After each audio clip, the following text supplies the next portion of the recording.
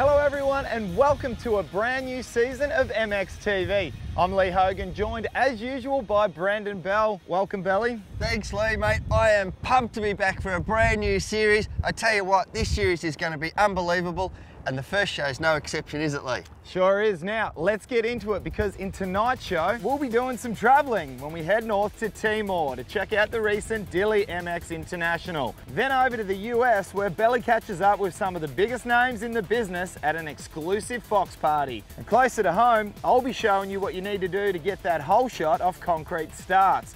We check out what the girls are up to at the Australian Women's MX Championship, and in our bike review this week, we put the KTM 250 EXC through its paces. It's going to be a massive show, Belly. Now, speaking of KTM, on top of everything else that we've got in this first show, we've got a brand new competition for 2011 we're about to launch. We certainly have. Thanks to KTM and bikesales.com.au, we're about to give away a brand new KTM 350 EXCF and a heap of other gear worth nearly 14 grand, Hogs. Unbelievable. It's one of our biggest competitions ever on MXTV, so keep watching, because later on in the show we'll tell you how to enter. It's going to be massive, a lot like the AMA Supercross earlier on in the year. Oh mate, unbelievable show again. We got to say, the AMA Supercross series, probably one of the closest they've had in quite a few years. Very cool to watch. Now, earlier on in the year, we got to send some people over and have a little bit of a look, and we caught up with a couple of guys that are going to give us the lowdown on what's about to happen.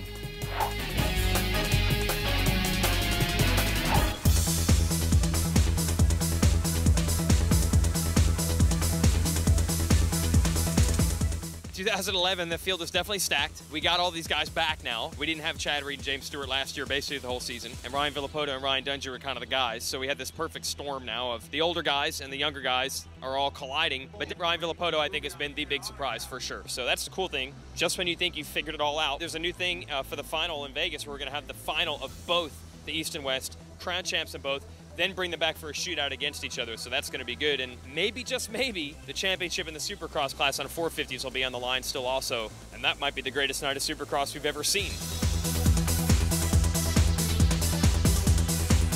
The hardest working people here are the mechanics. I was a mechanic, I know from firsthand knowledge. I mean, I took journalism in school and I seem to be good at it. So I like bringing people behind the scenes. I see and hear a lot of things, but these guys are my friends and I have to protect them in a sense of being, doing the proper thing. I look at it like this: am I there to eat or get coffee? If I am, and I witness something inside the truck, then that's not a reportable deal. Is there anyone that you can tell us about? I want the listener and myself to learn something. Ryan Dungey, he's very by the book, keeps everything close to the vest, so I don't learn a lot from him. And to me, that's not an interesting interview. Your guy, Reedy, one of the best. Open, honest, funny, He's come a long way from the Yamaha days when I worked at Yamaha with him.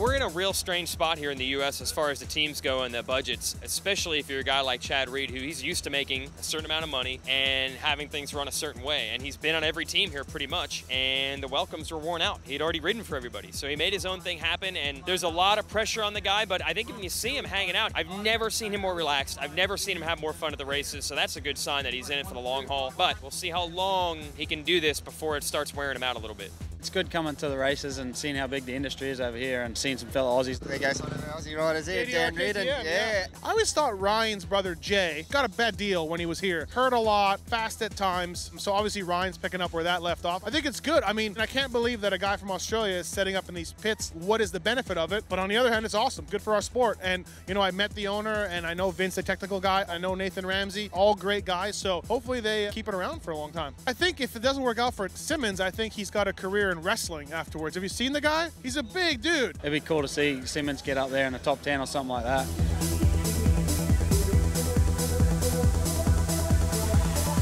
I think I'm waiting to see the real James Stewart. We knew the wrist injury. He took the proper amount of time. He was going to come back 100%. And to me, he's James Stewart. And this isn't just based on the last few years. It's based on his whole life. He's basically been unbelievably fast. Get a race in LA and he had the lead and he wasn't pulling away. And it's very strange to see that. And I guess until you see it happen a lot, I've got to believe eventually he's going to figure this thing out.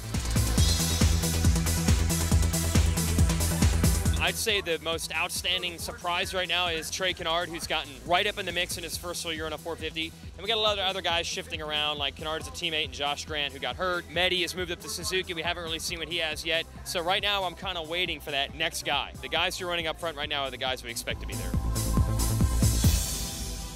Okay, so from one of the biggest events in the world to one that's a little bit smaller but equally as important to the people involved.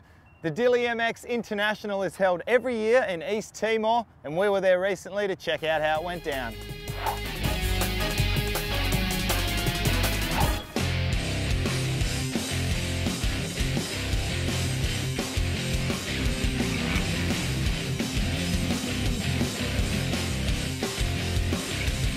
Somebody said, but nobody knows. It's a losing game. Around and round it goes. Round and round again. Well, if you want to know who's responsible for putting a motocross track in East Timor, it's a man standing right next to me, Sebastian Silva. Sebastian, how long did it take to build a track like this? Well, we've been working on it for months. The last 2 weeks was hectic, but I suppose I'm happy to see that this is, coming together. This event means a lot to me. It, in fact, means everything about the motocross, We've had the best day so far. The guys have done an unbelievable job. The track is looking great. All the riders are riding really well. No big crashes today. We've done a few jumps. The crowd was right into it. So far, having a ball. The best part of today so far has been the crowd. It happens every time I come over to Dili. The crowd is unbelievable. It's nothing like back home in Australia. All you have to do is a wheelie, give them a wave and they go nuts, and it really, really gets you pumped up to go out there and bust out. We all just want to put a show on for the people because they really make so much noise and they really appreciate it, so you really want to do your best for them. There's a huge amount of people from Australia that have come over. It's been awesome, great fun out at the racetrack, racing with the locals and everything on their bits of bikes, mainly because you got all the crowd and everything and the adrenaline running with all the people. East Timor was awesome. So many people here, they just stayed so excited to see us. You can just hear them cheering when you're riding. My day's been good, fun and exciting, and the best part of my day has been racing with the kids. Just riding with everyone, with some of the Aussie fellas, a bit of experience, gaining more and more and learning. Flat tyre in one of the races, but still got up and kept going and happy to win the last race. It's not very often that you catch up with the president of a country at a motocross track. Mr. President, what does the MX International do for Dili? Each year, there is a greater number of Timorese and international foreigners participating. And as you can see, thousands of young people attending. So there is a big enthusiasm in Timor-Leste for the motocross. And personally, Mr. President, what's your favourite part of this event so far? Well, my favourite part, I think, the acrobatics they do. It's a bit dangerous, watching from here. We get more nervous than they themselves are doing the jumping.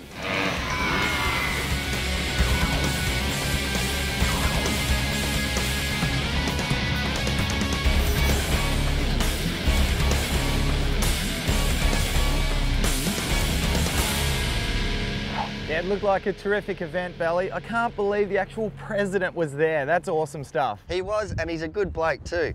And I tell you what, these guys put the track together with shovels, spades and rakes, so they put on a good event considering what they had to go through. Amazing. Now it's time for our first break here at MXTV, but it's with great regret that we mention an icon in the sport of motocross. Paul Broomfield recently lost a battle with a rare disease, and he'll be sadly missed. It can't be that good, and then you just get that big smile and you're like, it is. Yeah.